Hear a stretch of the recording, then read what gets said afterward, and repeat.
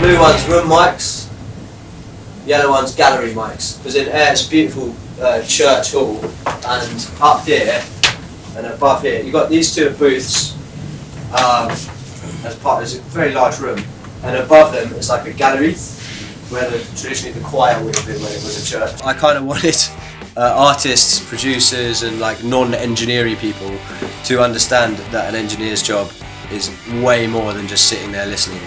I mean, you might have a band come in for 3 hours, that's maybe 14, 15, 16 hour day for an engineer, and people don't appreciate how much work goes in beforehand and after the session as well. And the majority of that is just admin stuff. But it needs to be done if you want to generate a good marketable product. You need to plan things properly. Over the years, I've sort of broken down my process into 4 steps when it comes to making music, which is on the screen. It's compose, produce, mix, and master. Those being the 4 key stages of producing a track till its very end before you go out and take it to your promotions and marketing and release and labels and so on and so forth. Ironically, some of your faculty has taught me in the past as well. So it's a good feeling to be able to learn a whole bunch of things across a span of a few years and then come back and give it back to people who are starting off again.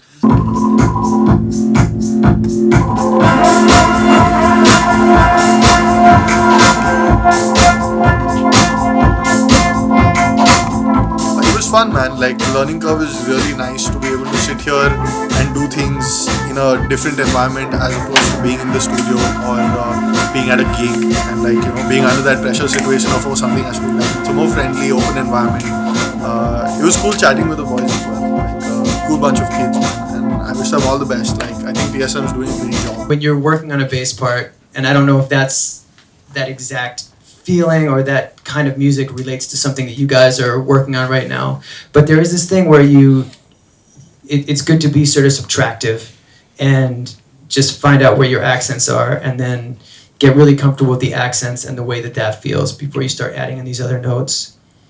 We talked about developing a sound on the bass. We talked about time feel. We talked about how to develop a bass part.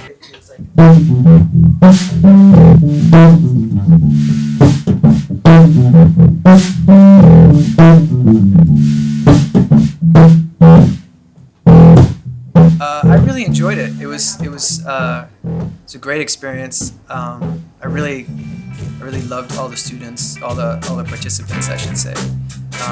Just got a great vibe, and I feel like together between them and the things I brought in, and I just felt like we sort of improvised together and came up with something really worthwhile and really fun.